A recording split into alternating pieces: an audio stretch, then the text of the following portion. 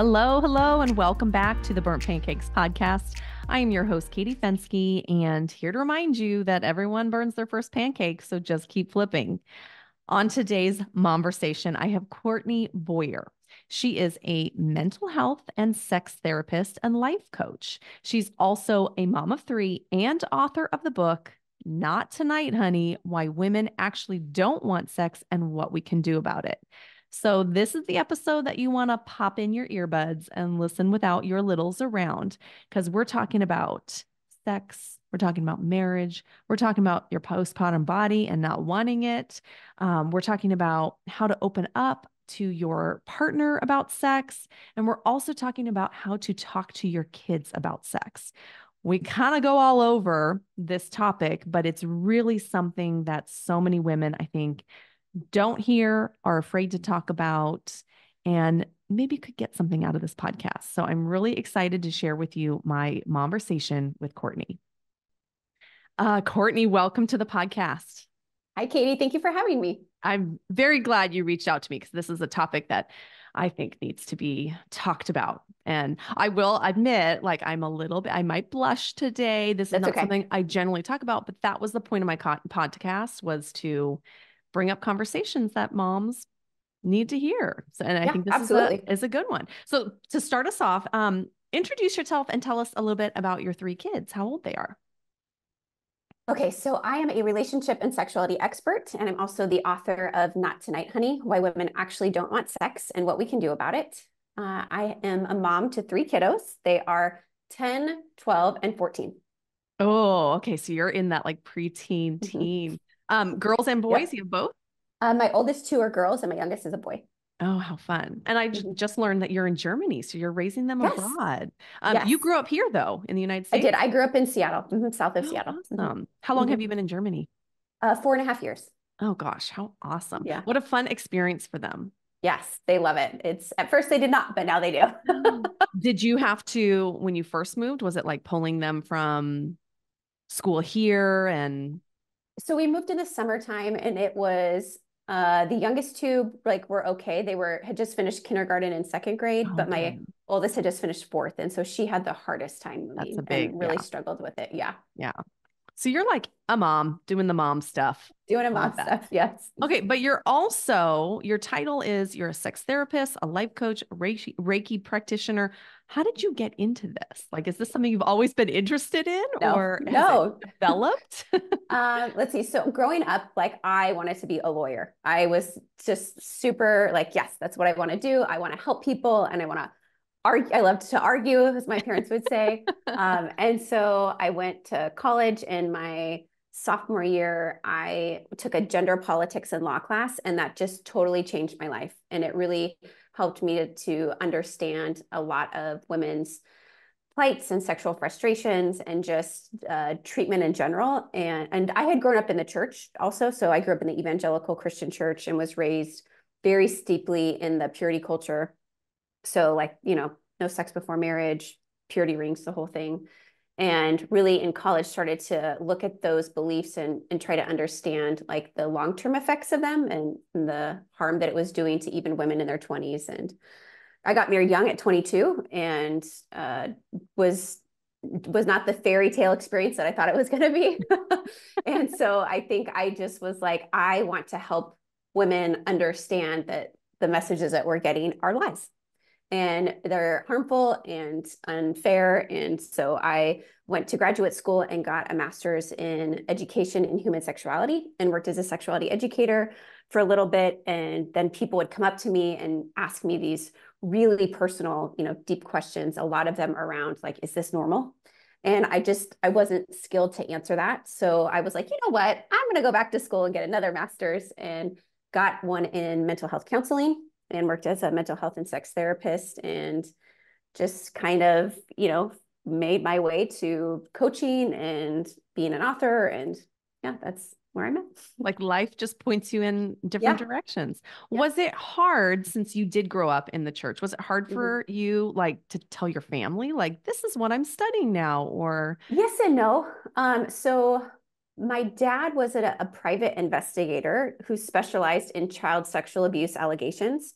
So I Mm. had very much grown up like in two very dichotomous cultures. Like this, like we don't talk about sex. It's bad, it's wrong. You save it for marriage and the one that you love. And then the evils of sex and like how kids are violated and mistreated. Mm-hmm. And I mean, honestly, I started working for my dad when I was 14, which as a parent, that's not a great thing to have your 14-year-old exposed to, but it was just normal to me to like type interviews that he would have and be very much a part of this sexuality world, but not at the same time. So they weren't really surprised, but disappointed because they didn't think I could make as much money being a therapist than being a Did you lawyer. actually go through, because you said you were interested in being a lawyer? Did you go to Mhm. law school or? Okay. No, I did not. I chose to like it was at the point where I was supposed to take the LSATs, and I was Okay. like, I can't do it. Like Yeah. It's not I feeling remember good. coming to my dad and I was sobbing. He probably thought I was going to tell him that I was pregnant, but I was like, I don't want to go to law school. I just, yeah. It's like I have Yeah, to break it to you. I do. I'm so sorry. Your dream is crushed. Okay. Oh, but Yeah. that's interesting that you've had two juxtapositions, like the Mm-hmm. church teachings and what your dad did. Do you find that Mm-hmm. you're like now kind of that put you in the middle ground where you kind of see both Yeah. sides of that?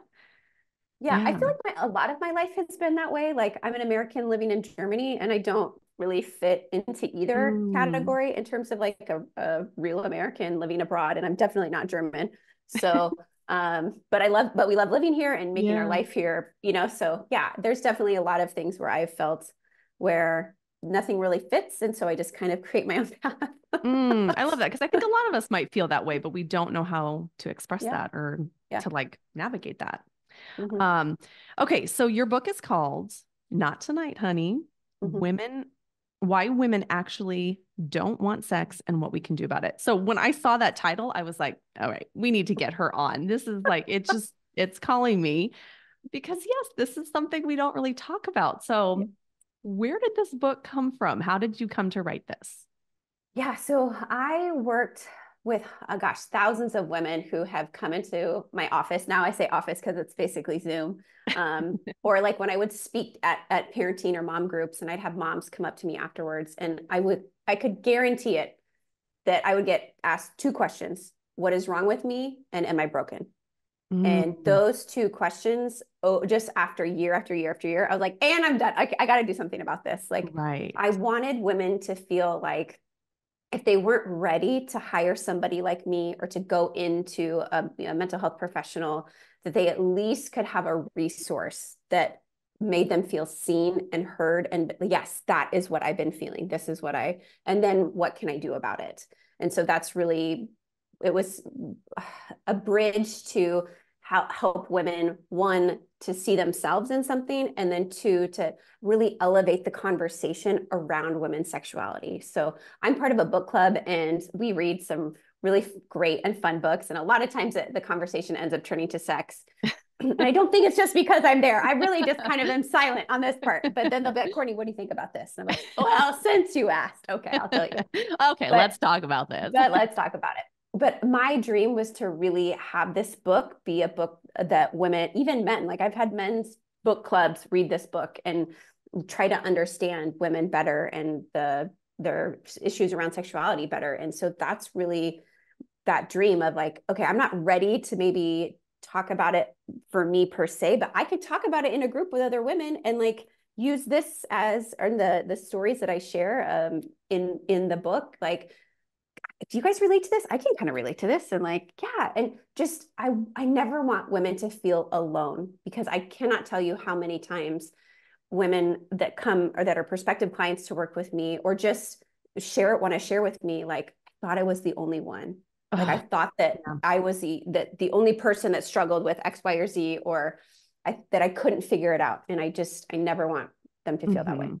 Okay, so what are some of those X, Y, and Z's? Like, what are some things that maybe we're afraid to bring up or talk about or share that probably lots of women are going through?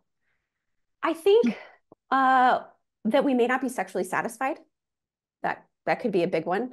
I think that we don't love our bodies and we don't feel comfortable in our bodies, and that's different than being dissatisfied with how they look aesthetically. Like, oh, I've got my wrinkles or my gray hair, or whatever. Hmm. But like I don't feel safe in my body. Like I don't know how to be present in my body during a sexual experience. A lot of women don't talk about those things. Um, thinking like, how do I, especially postpartum women, like how do I make that, like how do I transition from having just given birth to a human and adjusting to this new body, and then also feeling like, where's my place in this world? Like, am I a mom, a woman, a wife? Like, it's so easy for women to lose their sense of identity, especially in our culture that really idolizes the martyrdom of motherhood. And so I think that's, those are three big points. Okay, there was so much in there. Well, especially because like my thought was, okay, for sure, postpartum, like that's a topic that needs to come up. Because yeah, you just had a baby, like you're not feeling like yourself. You have a baby on you all day long, like sucking on your boobs, and you don't want anyone else touching you at that point. So what is some advice you have for like postpartum moms? Because I know that like 6 week mark was always terrible. I mean, my friends and I talk about that. Oh my God, it's terrifying. Even after my third kid, I was still like, oh God, 6 weeks. Oh my gosh, are we really there yet? Like, what's some advice for some of those early postpartum moms? I think we have to give ourselves permission to not be human givers. And so this concept of human giving is where there's two groups of people, the human beings and the human givers. And the human givers are here to give pleasure and resources and kindness and all of the things to the human beings. And I think too often women see ourselves as human givers, and we forget that we have the right to assert and be like, I'm not ready. Like 6 weeks is a freaking like benchmark for, I don't know, like, yes, medically, maybe, yeah, I'm not, my stitches look great, or like, yep, that's intact, but like mentally, spiritually, whatever, like, I'm not there yet. And giving ourselves permission to say, screw whatever everybody else is saying I'm supposed to be doing, like what feels right to me. But that's really hard to do, especially if you grew up in a culture like I did, where we weren't taught to trust ourselves. We were taught to trust authority. We were taught to like look outside of ourselves to typically men in power in the church, and anything that you cannot trust your body. You cannot trust your desires. Those will lead you astray. Those will tempt you. And so then we become so disconnected from that internal message of our body and our heart saying, you're not ready for this. Like, this isn't, or you are ready. Like, yes, go get it. Like, yes, that's great. Whatever it is, whatever the situation. But I think that's something that we don't really realize the like impact that it has on us.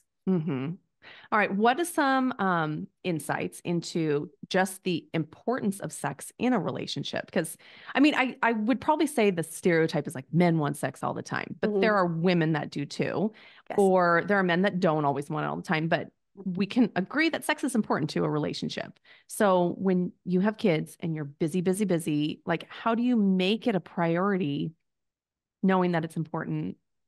Like, I'm busy, but I do want that to be part of my relationship, but I'm not always thinking about it.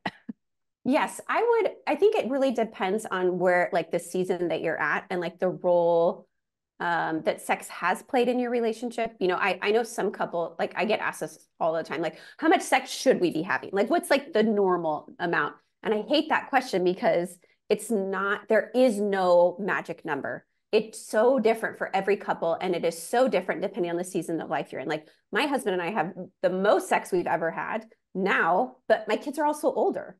So like when they were young, I was so not interested. I was tired all the time. So tired. It doesn't mean that like our relationship was bad, or like that just because we had less sex, but it also meant that I was prioritizing other things. And so I think we have to give ourselves permission to look at our calendar and be like, okay, what are the things that are important to me? What are the things that bring me joy? And that's something that I really try to help clients do, is to prioritize pleasure in their life.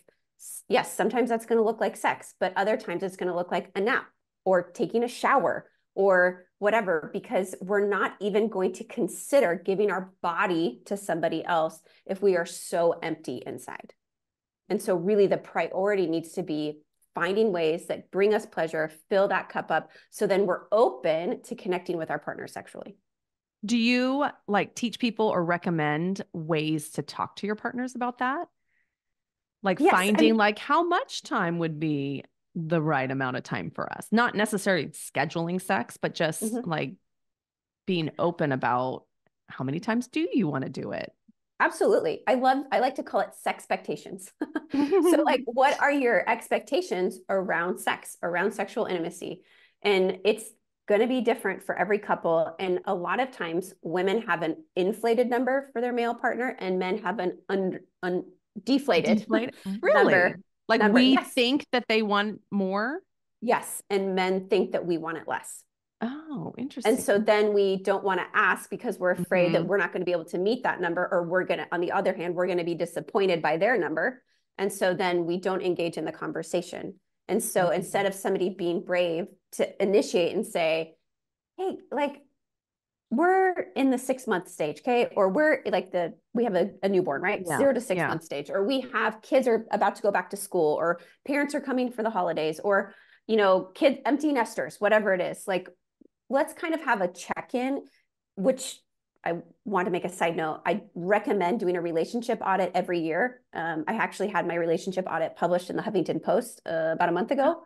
That's And so, awesome. oh, thanks. Yeah. And so like my husband and I sat down and we went through it on our anniversary, which was the beginning of this month. And we go like these 10 questions and, two of them are about sex.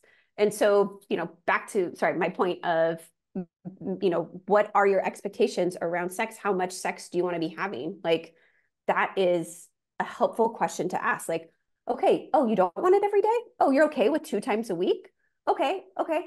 That can be doable. I can like mentally prepare myself for that. Or like, okay, you do want it every day. Okay. So when I hear you say that, like that makes me feel a little bit overwhelmed because I feel a pressure on me. So then the other person needs to be like, okay, is there anything that I can do to take off your plate, or anything I can take off of your plate so that you can be more physically and emotionally ready for sexual encounters? Hmm. So like I have a girlfriend, she has 4 boys, and she is a stay-at-home mom, and her husband works a lot, and he would come home and she would, put the kids to bed and just be so drained at the Yeah. end of the day. Yeah. And then he would like expect sex. And so she got so tired of telling him no. She said, here's the deal. If you want me to give you sex whenever you want, this is what I need from you. I need you to do the dishes. I need you to bathe the boys and make sure everybody's in bed. And while you're doing that, I'm going to go do what I need to do to be mentally and physically and whatever ready so that I can have that time with you. And he was like, done. I was gonna say Done. he didn't probably have to be get begged No, to do it. He was like, right? sure. But how many women are afraid to Hmm. even proposition that question to their partners? Yeah. And Yeah. so it's like this can be a win. We can find win-win situations, but it requires a lot of discussion. It requires, sometimes stay-at-home moms can be a little overbearing and controlling, and we want to have our hands in everything. I know I was a stay-at-home mom for a while. Yep. Right? No, you're not doing it right. You're not doing it.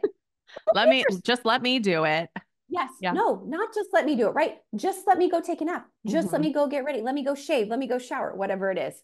So I think that there are absolutely ways to set yourself up. But the question that a lot of couples are not asking that they should be are, what is the kind of sex you want to be having? Oh. So it's really not about the frequency. It's more about like, what am I getting Oh. out of this? Okay. And Yeah. not from a necessarily a selfish perspective, but a lot of the sex that a lot of long-term married couples have lasts maybe 10 minutes, Hmm. and usually ends in the man finishing and the woman not. That is not the kind of sex that women want to be having. Like Yeah. that, just it's not. Yeah. So we need to have a larger conversation about female pleasure, about female arousal, right? A lot of men are like, oh, wait, it takes you like 10 to 17 minutes to have an orgasm? Like it only takes me 3 to 7. And then we wonder why women feel like they're, quote, taking too long, because our bodies are just built differently. Not good, not bad. That's also a generalization. If you take longer or shorter, Hmm. it's just on average. But yeah, I think it's, again, believing that I deserve to be having really connected, pleasurable, like deep, orgasmic, whatever the sex that you want to be having, that I deserve that. But a lot of women don't believe that they deserve that. So they're not even interested in having that conversation where they have to advocate for that.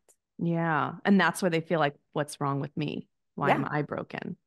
Right. Wow. Because they don't realize that the bigger question is, do I really believe I'm deserving of this? Well, how do you get like, okay, let's say you get to the root of that. Mhm. How do you handle that? How do you cure that? Or how do you heal that if you feel Yeah. like I don't deserve this? Yes, you heal it by figuring out where that messaging came from and deciding if you want to do it differently. Mm. Because I would love to say it is a smooth transition from Once you where you're know, at you're good. to where you want to go. But the problem is, right, is that when we change, that can inconvenience other people. And so if we have a partner that's been having the kind of sex that he wants to be having, and he doesn't really see anything wrong with the setup, and we come in and say, really, I actually haven't been enjoying this and I want to do it this way now, that can cause some conflict. And And that's so, you don't want to hurt them either, like no, that is no. And it's not about hurt. It's about advocating for your needs in a respectful way. And mhm. it's not about them, it's about you. Do you work with couples a lot or is it mainly just women? It depends. I go through seasons. I've had seasons where I'm like, man, like all of my clients are couples. And then I'm like, it's only women or like 50, like I'll work with men too. Because men are really interested in like trying to understand like their relationships. Like I had a guy that I worked with one time who came to me because his marriage was just struggling. And he was like, I don't know what to do. Like I feel like it's not just sex, it's everything, communication, it's how we interact. It like spending just normal, one-on-one time with her feels awkward and weird. And so I worked with him through that. Interesting. Yeah. Yeah. That's so great that they're open. I think more men are willing to do that than Yeah. we give them credit for. Absolutely. Yeah. Mhm. I am really impressed with how many men and how many couples have actually read my book together, and like the conversations that have come out of that is my favorite one was this reader said that her husband and her were in bed and he was reading my book and he came to the part about body image and he was turned to her and was like, do you love your body? Oh, And she said, interesting. no, I Wow. don't.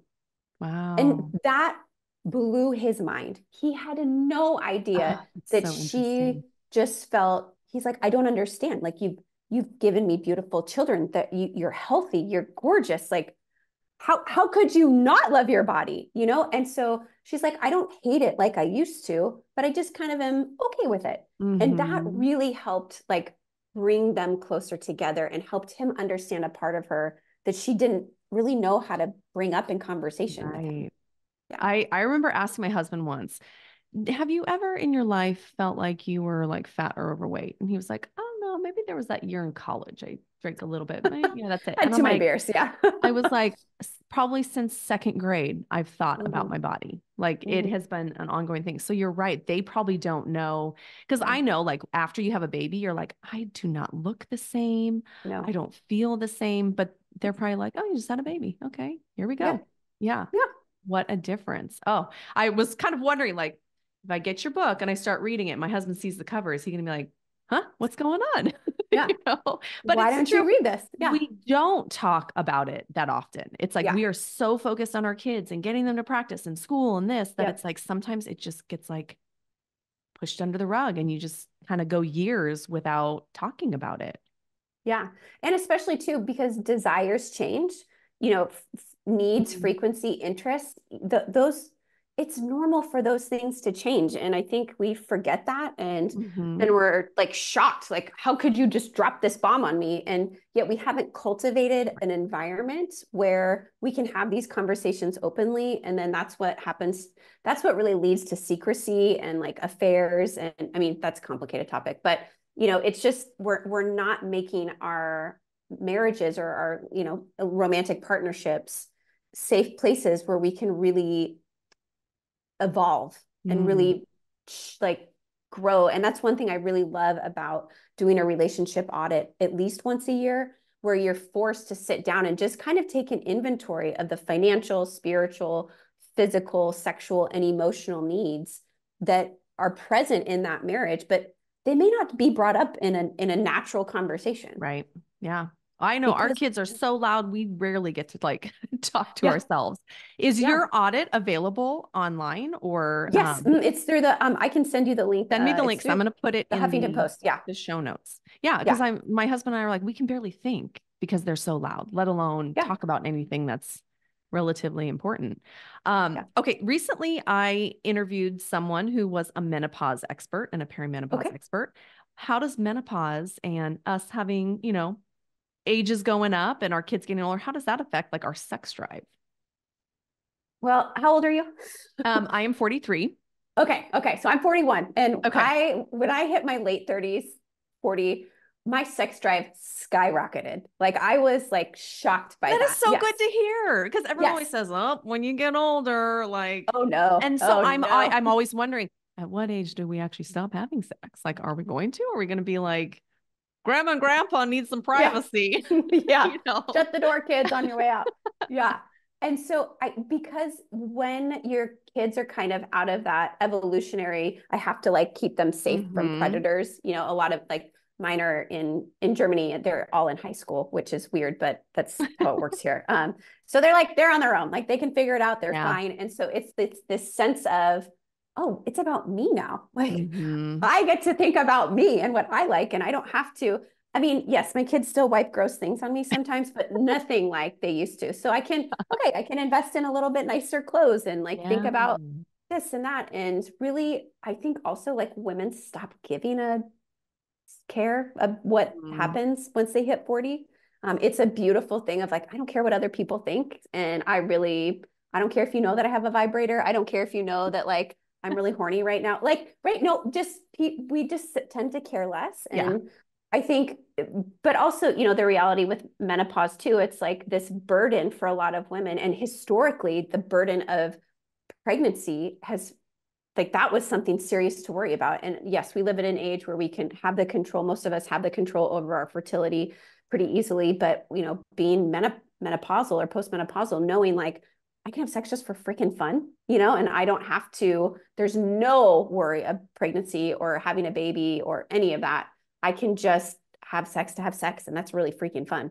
So Mm-hmm. I think that can bring a sense of freedom. Obviously, there's some, hormonal changes and things that make sex a little bit different as we age, but totally doable. Mm-hmm. Pun intended. So yeah.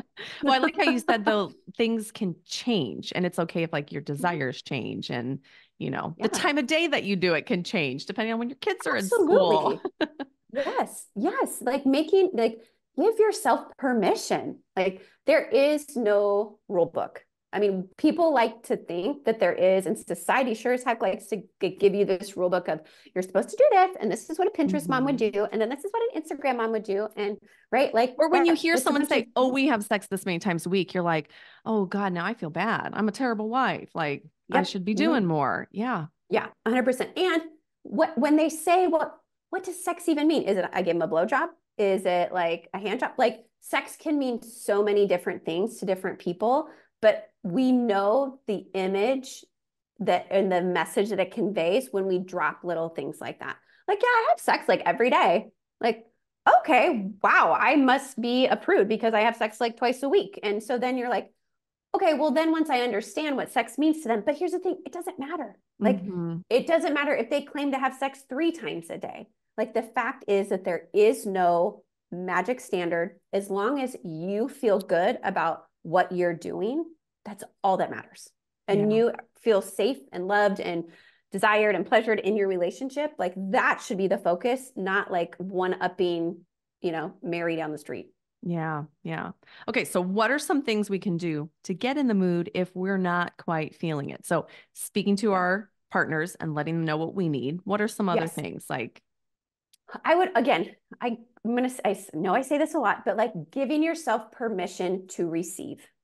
And I don't necessarily mean like for you to receive like oral sex or you to receive whatever, but like in a way, yes, I kind of do. Like you are here to receive pleasure. I am a sexual being and I deserve to enjoy this experience. mm, And so really that's if we cannot get past that point, all the tips in the world won't mean anything. yeah. Like we And have to believe that we deserve it. I think that's so true for moms because we are giving, giving, giving all day Yep. long. It's hard to like turn that off and be like, okay, now it's my turn because we're just Yeah, in mom mode. absolutely. Yes. And Wow. so finding ways, okay, how do I need a transition time? Do I need to like go walk around Target, or do I need to go like just stand in the woods and scream? Like, I mean, what do I need to do that I can like give myself this transition time or this really reconnection time? Because I can't like shake off the fact that I'm a mom, but I can like put on the hat that I am the woman right now and that I deserve to, I desire sex.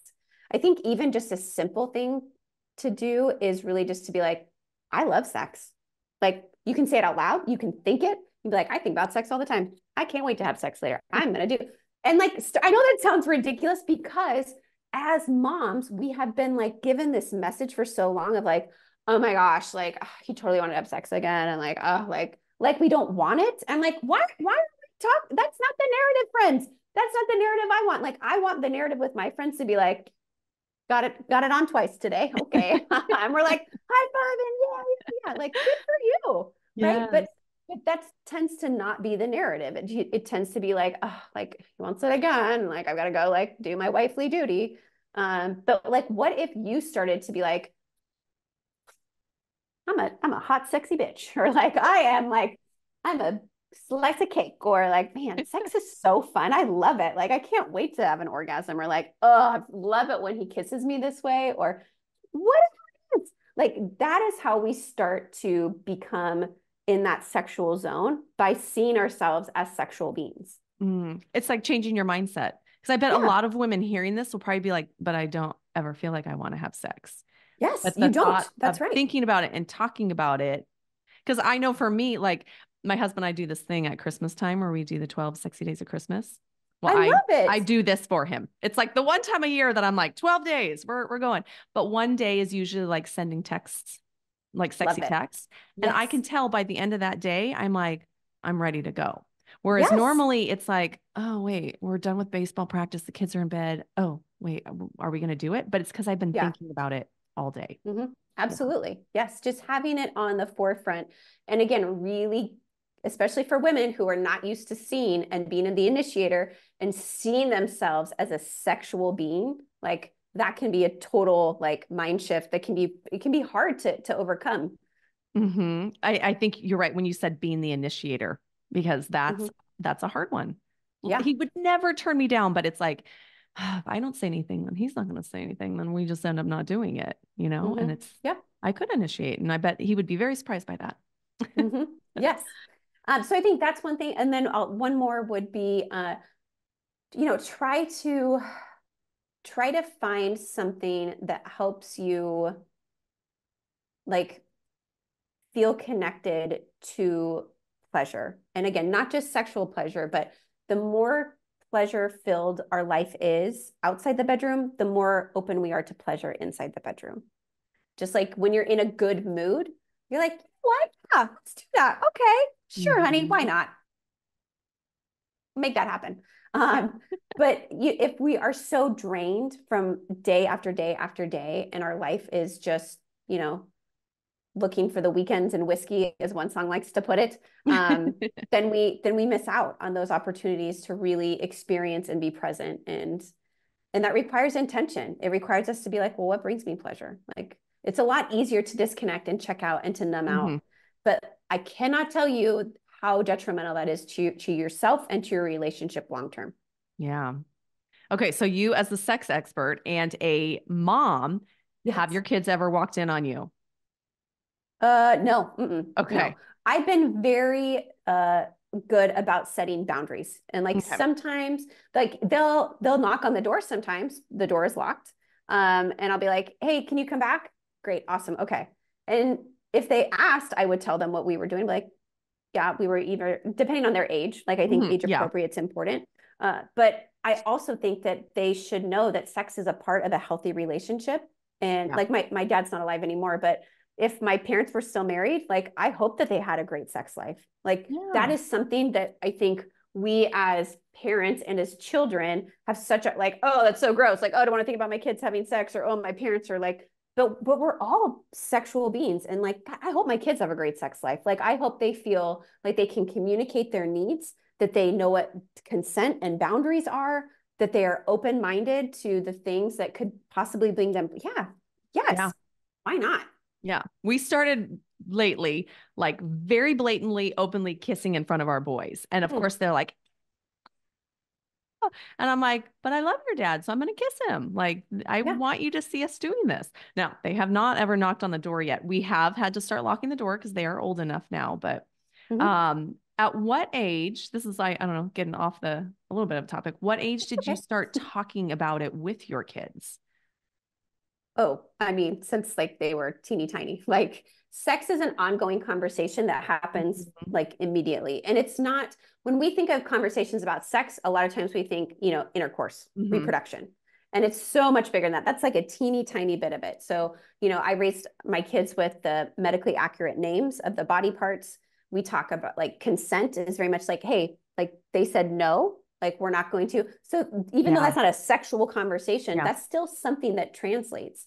Giving my kids permission. If my son wants to wear a dress, I don't freaking care. If he wants to paint his nails, my daughter wants to shave her head, like those are gender roles, like expectations. And so they grew up in a very, where we talk about all things sexuality. And I remember when we moved to Germany, um, it wasn't even, my kids are in German school, and my friend, my daughter, who was 10 at the time, and in fifth grade, which is high school here, she was talking to another American friend also in a German school, and whose parents did not raise her the way that we did. And she was like, Mom, did you know that some parents don't talk to their kids about sex? And I was like, yes, I did know that. Yes. They're like, why would they do that? And I was like, well, and so that I explained to her, why. And she was just like, her mind was blown, even though we're the minority of raising our kids in a very sex positive, very open household. She was like, I don't understand why nobody would do that. And like maybe So, if you don't make it this big deal, this hush hush, like keep it a mm, secret thing, they're not gonna like mhm. abuse it. Like, Yeah, yeah. That's what absolutely. I've been hearing more and more lately is that the idea of the talk is Mhm. outdated. It That you is. It's just very like outdated. dribble it in as like my kids keep asking me like, how is the baby? Where is the baby? And I've started saying like, oh, the baby's in your uterus because I heard like, don't I say it's love in their that. tummy because Yes. they think, wait, you ate the baby? You ate the baby. Yeah, Yep. baby's in Yep. the uterus. Or my one son, like he keeps saying, like, well, how does it come out? Well, he was a C-section. So I can say, oh, Yep. for you, the doctor cut you out. Mhm. And then Yep. my other son was like, wait, did the doctor cut me out? I'm like, nope, you came out of, my vagina. And they're like, oh, Mhm. you came out. But I'm like, but that's how it happens. Like Yeah. we just need to be okay with that. Yeah. Yeah. It's true. It's such a when we normalize it, we take the shame out of it. And then Right. we tell our kids that these are things and questions that they can talk about. Like I can't tell you, like, so my oldest is in ninth grade, and then my middle one is in seventh grade. And so they have a lot of friends who are, experimenting with their sexuality, with their gender, like a lot of different things. Mhm. And they don't have, a lot of them don't have families where they feel safe to express that. And so one day my daughter was like, I'm really grateful that you guys are so open, and that we don't feel like unsafe, and that we know that we can bring our friends here who don't feel safe at their homes and Mhm. where they should be loved. And it's it's really reassuring when my kids are like, I don't understand how you could treat your kids that way, like how you could love some, like to them they're just like, it doesn't make sense. And I think the more we do that, the more we normalize and get over ourselves, and like, okay, these are my own insecurities and my own issues as a parent that I need to work through, because our kids don't know that all the baggage. They don't know all the connotations and the cultural idioms and all those things. They learn that through other people, but they have the opportunity to learn from us that it is normal and natural and beautiful. Yeah. Yeah. So coming from like a religious background, Mhm. what have you told your kids about like waiting till they're married or being in a relationship? Do you have those conversations too? Oh, absolutely. We talk about all the things. We talk about monogamy, non-monogamy, open marriages. We talk about anything that they really are going to come Bring across or up. Okay. interact with. It's, and a lot of, I mean, the conversations we have in the car are just hilarious sometimes. It's I'm like, always the car, right? yeah, I'm just like, can we stop talking about existential? Like, I just want to go to the grocery store and remember my list. I really appreciate your, yeah. So, I grew up, I've never told my kids they have to wait to have sex before they get married. We've never dictated their sexual behavior. It has always been, if you feel like you're at a place, and none of them are in a place right now. Like even my ninth grader, Mm-hmm. though some of her friends have had sex, she is not interested in that. She doesn't have a boyfriend. She's not looking to date right now. But that's something that if you feel like that's something that you are interested in, let's have a conversation about that because that's really deep and difficult. And I know that when she is ready, she will come talk to me because she has talked to me about all of the other things. Right. And so Instead of then keeping it's it hidden, doing it in secret. Yeah. Yeah. exactly. And so like, okay, so then we need to have the birth control conversation. We need to have the emotional and but I mean, I don't think that because the studies show like 90 to 95% of Americans will have sex before they get married. So you can hold on, right? And really believe, and there's nothing wrong with, I think abstinence before marriage is a totally valid choice. A lot of times though, it's based out of shame and not out of love, and which I'm not a big fan of. I don't think you should shame anybody into anything. It doesn't work long-term. And so that's something we don't do with our kids. It's very love-based, very open. If you want to get married, get married. If you don't. I don't care. If you want to have 3 husbands, have 3 husbands. You want it does not matter to me. Like to be honest, I'm more concerned about the type of person that you are. Like Yeah. I'm more like, are you kind? Are you generous? Are you thoughtful? Are you respectful? Are you using your gifts to make this world a better place? Like who you love or who you have sex with is really inconsequential to those bigger things. Is your husband very open with the kids, or was that So something I that mean, he's gotten better at, or? he's always been pretty open.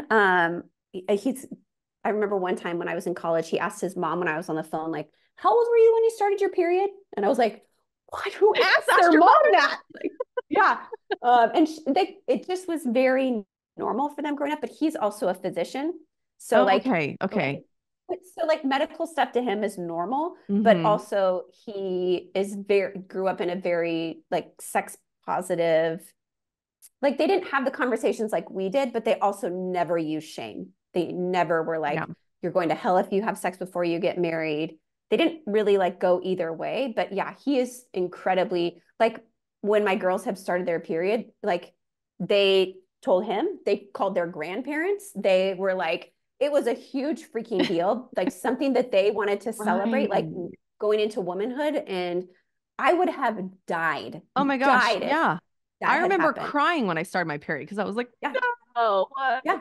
this? It Oh, was that's so awful. No, beautiful. absolutely not. And so the fact that like we all have like random conversations. Like my son knows about like the menstrual cycle, the ovulation, the luteal Mm-hmm. phase. Like he's 10, Oh, my like my it's 9-year-old, just I was buying tampons, and one of my boys was like, "What are you buying?" And my 9-year-old goes, "Oh, that's a Band-Aid for her butt." I'm like, maybe we're not going to discuss this in the grocery store, but we need to have a chat about that. yeah, we're going to work on that conversation. Not Yeah. quite. So because I want them to feel like these are normal. This isn't something to be shamed for because for Mm-hmm. centuries, women were shamed because we bled, because we were seen unclean and we were seen less than. And I never want my son to view women that way. And I never want my daughters to feel that way. Right, right. When I found out I was having a boy, I was like, "Oh, great. Hands, I'm washing my hands of it. I don't have to do the sex talk." Well, now, you have kids and Mm-hmm. you start learning Mm-hmm. like maybe I do need to be involved in this and maybe I don't want to just leave it up to my husband. I think he will be great. We both are a little bit awkward still, but I think Yep. knowing that my boys can talk to me. We were Yep. in the car, of course, in the car, and it came up that my son was not wearing his athletic cup to baseball. Oh And dear. my father-in-law made the comment, "Oh, you're going to want to wear that to protect your family jewels." And my husband's like, "Yeah, don't you want kids one day?" And he goes, "Why would wearing a cup mean I can't have kids?" And I'm like, the wheels are turning and this is Yeah. a talk we need to have all together. But it's coming up. And I'm Mm-hmm. very hopeful that my boys would be comfortable talking to me or my husband, whichever one Yeah. they can go to. Yeah. There's just so much out there that wasn't there when we were teenagers. just in terms of relationship style, sexuality, just so much more fluidity. And I think that it's overwhelming to somebody like me who's an expert and like I deal with this and understand it, but as a parent trying to communicate and like help my kids to navigate that, gosh, it's almost impossible if you're not willing to get over the awkward and discomfort factor. Like, and just be like, I don't understand this. And a lot of times what happens is what we don't understand, we fear, and what we fear, we make fun of.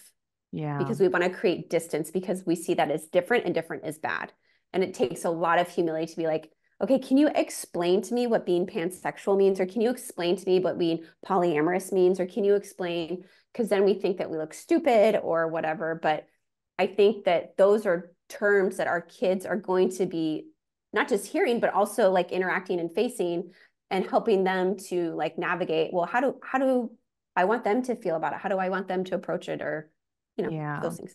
And if they have questions, I want them to come to me as opposed to talking to their friend. Oh, dear God, or the Google search. Yeah. Right. Oh, man. Yeah. And I think you're right. It's okay to say, I don't really know the answer. It is. Or let's chat about that. Yeah. Yeah. What do you think about that? Yes. Respond to a question with a question. That's always helps for clarifying. And if you don't honestly know, like, or you don't want to talk about it, then be honest and tell them that. And then also follow up. So if you're like, you know what, I really appreciate you asking, like, really appreciate your comment about the tampons in the butthole or whatever it is, or the Band-Aid. That's not accurate, but I would love to talk to you about it. Not now. How about later this week? Right. Because sometimes I don't necessarily want to bring all that up in front of the 4-year-old and the 6-year-old. 100%. Yeah. Yep. Like, and so, but old enough now. Super important to follow up and not use that as an excuse. Like, hopefully they forget about it, because they're kids and they will not forget about it, but they will send them the message that you are not a person of your word and that this is a conversation that makes you uncomfortable, because if it didn't, then you would have brought it up. Right. And I can't go to mom for this then. And I'm going to go to someone else. Oh, so interesting. Yeah. Wow. Okay. We got into a lot here. That was really, really great. I appreciate everything you shared. This is wonderful. Where can we find you if we want to know more about your book and what you offer and everything? So pretty much anything that is Courtney Boyer Coaching is where you can find me. So that's my website, CourtneyBoyerCoaching.com. I'm on Instagram at Courtney Boyer Coaching, Facebook, LinkedIn, I think Threads too. So yeah, you can send me an email. If you want to just message me on Instagram and ask for the relationship audit, I can also just message it to you personally. To any of the listeners, if they have any questions about it, I'm happy to answer them. But I literally used it on my own anniversary dinner, and I'm really passionate about these conversations and having them. And yeah. I think that's and to set up on your anniversary. That's a good idea. Like each year. Yes, well, you can't. Yes, we've been doing it we've been married for 19 years now. So. Oh, nice. Yeah. Nice. Love it. Well, thank you so much for coming on. Thanks. This was a wonderful conversation. Thank you, Katie. A big special thanks to Courtney all the way over in Germany for joining me for this conversation. This was a great topic. I am so glad to bring you topics that make me feel a little bit uncomfortable, but are so important to us as moms and women to be talking about. If you loved this podcast as much as I love making it for you, then please leave me a 5-star review.